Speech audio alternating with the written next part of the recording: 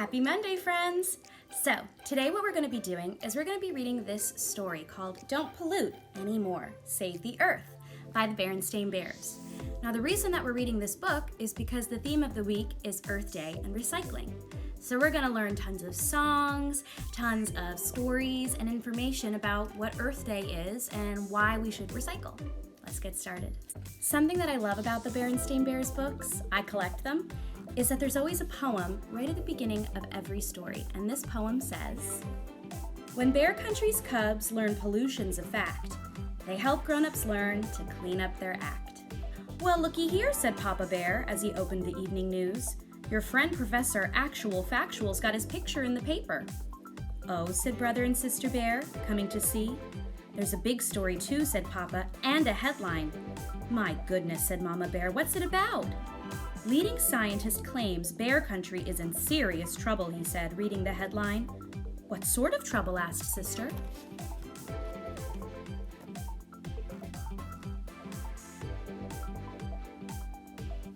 Papa, who was reading the story to himself, didn't answer. "What sort of trouble?" said Mama. "Oh, you know how professors are," he said. "Actual Factual is making a big fuss about pollution." "Well, I know how Professor Actual Factual is," said Mama, "and I think he's quite sensible." "So do I," said Sister. "Me too," agreed Brother. "Oh, he's a great guy, all right," said Papa. "He's dug up some terrific dinosaur bones, and he runs a great museum, but I happen to think he's gone a little overboard in this pollution thing. I'm as much against pollution as the next fellow," he continued. "I just don't think a couple of candy wrappers and drinking cups along the side of the road is the end of the world."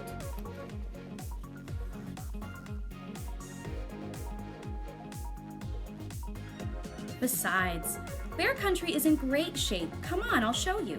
He opened the door and led the family out onto the front stoop.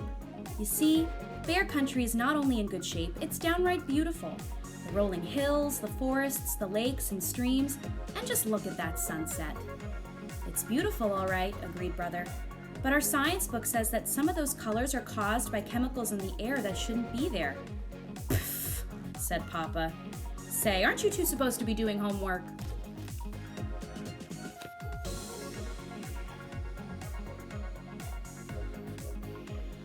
Sister, who had just completed her homework, finished quickly. But Brother Bear was stuck. Teacher Bob had asked him to do a report on endangered species. The books he had taken out of the school library weren't very helpful. Of course, the kind of shape Bear Country was in wasn't as simple as Papa made it seem. How Bear Country looked depended on your point of view. It looked fine from the Bear family's front stoop. It looked even better if you had a bird's eye view while flying high above the earth. But if you had a squirrel's eye view and were finding fewer and fewer acorns because too many trees were being cut down, Bear Country didn't look so fine. If you had a duck's eye view, you might think that the professor was right about pollution. And if you had a fish eye's view, you might think they were downright awful.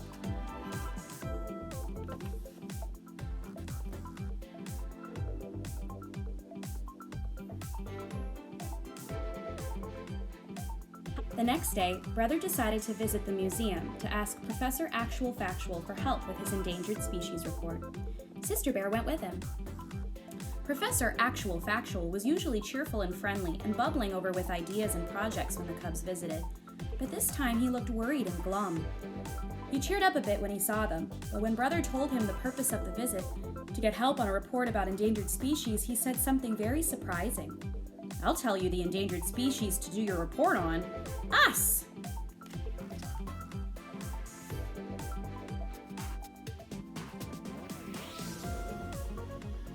"We don't understand," they said. "It's very simple," explained the professor. "We bears and all other creatures need certain things to survive. Clean air to breathe, pure water to drink, and good soil to grow food in. If we don't do something about pollution, we're all going to become endangered species."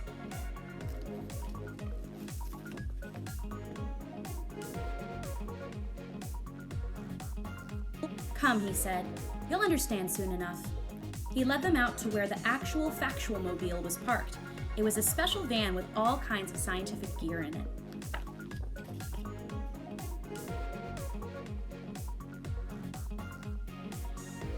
Then the professor took Brother and Sister on a Bear Country tour they wouldn't soon forget. They went past Grizzly Gus's garage where they saw oil leaking into a stream, getting on a duck, and killing some fish. They went past the old box factory where they saw ugly black smoke pouring into the air. They scuba dived into Great Bear Lake where they saw everything from soda cans to rusty old bed springs and worse. They saw a fish tangled in a plastic soda can holder. They cut it loose, but they couldn't rescue all the fish from all the plastic holders carelessly thrown away.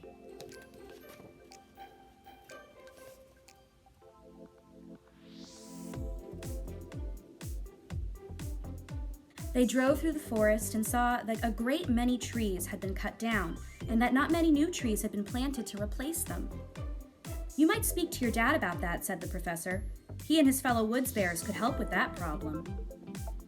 "I think I see what you mean about becoming an endangered species," said Brother when they got back to the museum. "Yes," agreed Sister, "but what are we going to do about it?" "Did that evening news story do much good?" asked Brother. "Not much," said the professor. "The idea that Bear Country is in serious trouble because of pollution seems to be hard to get across." "To grown-ups, maybe," said Sister, "but we understand, and all our cub friends will too, because we're the ones who'll have to live on a messed up, polluted earth when we grow up."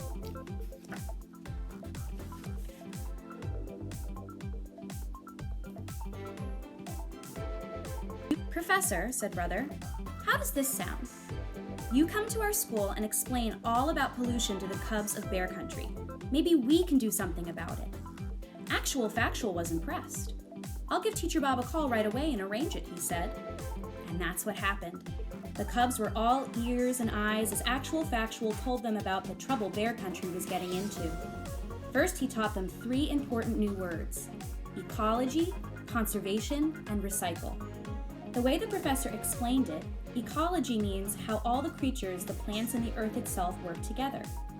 Conservation means not wasting the valuable things of the earth, like water, oil, wood, and metal. And recycle means finding ways to use some of those valuable things over and over.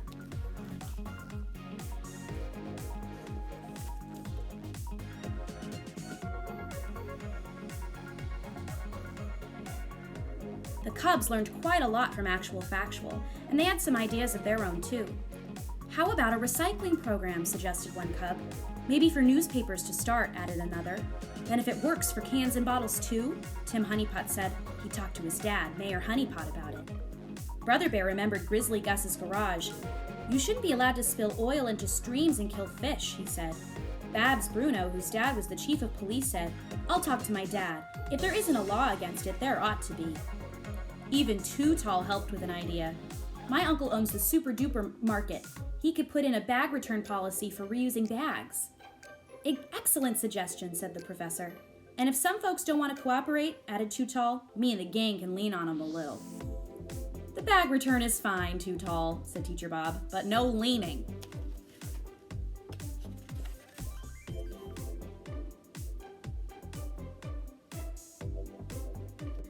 Cousin Freddie had the best idea of all.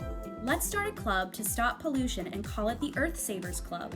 We'll make posters and bumper stickers and have cleanups and marches and parades."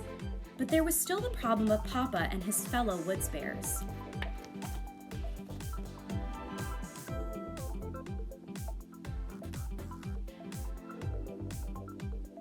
That evening, Brother and Sister told Mama and Papa about the Earth Savers Club and all the plans for stopping pollution. Mama was very impressed. Papa was too. As I said before, I'm just as much against pollution as the next fellow. But when the cubs asked him to ensure that he and his fellow woods bears plant a new tree for everyone they cut down, he got a little grumpy. "Humph," he grumped. "It's hard enough to cut trees down without having to plant them as well. Besides, what's all the fuss about? They're just trees." "My dear," said Mama, "the cubs are right. The forest is a living thing and deserves respect." Papa was about to say, "Pfft," but thought better of it.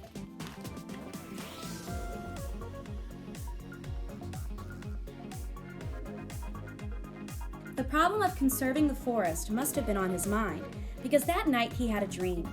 In the dream, he was walking toward the forest to cut wood, when the trees began to sway and wave their branches. Then the branches turned into reaching, grasping arms. Then the trees climbed out of the earth on their roots and chased him. "Help!" cried terrified Papa in his sleep. "The trees, they're after me!" He woke up in a cold sweat.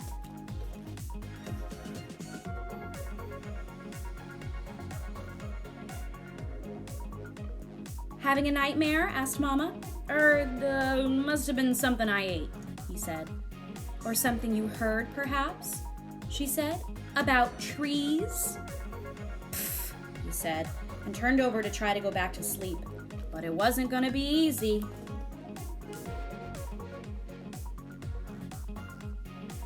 The Cubs didn't expect to solve all of Bear Country's pollution problems, but the Earth Savers Club made a very good start.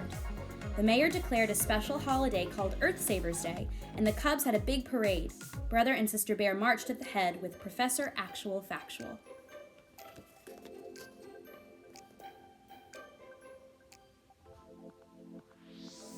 There were many grown-ups in the parade too, including Papa Bear, who carried a sign that did not say, "Pfft." Actually, his sign says this: "A good woods bear plants a tree for every single one he cuts. No ifs, no ands, no maybes, or buts."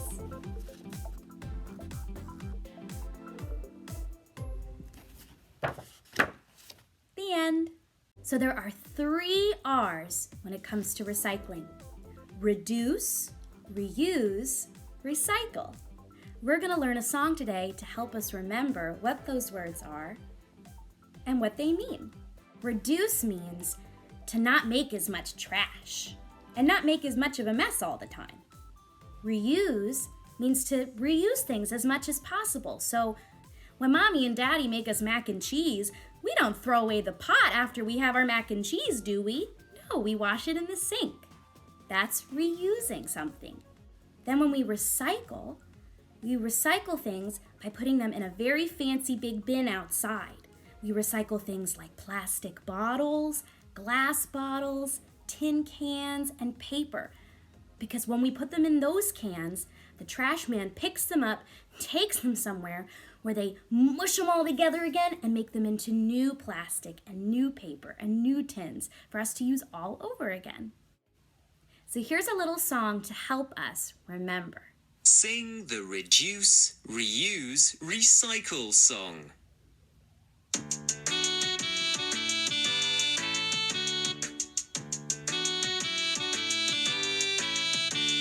If you and me reduce our waste, the world will be a better place.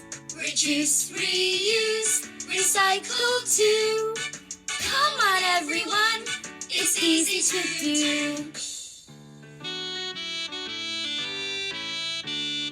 When you go shopping, take a bag or 2. And to all the packaging, say no thank you.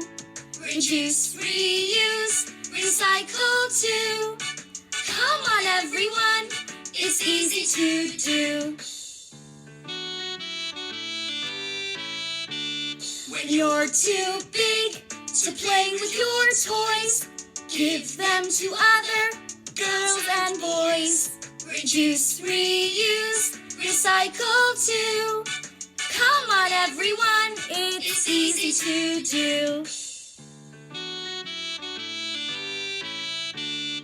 When you take your rubbish to Brooklyn bin, think which one you put it in.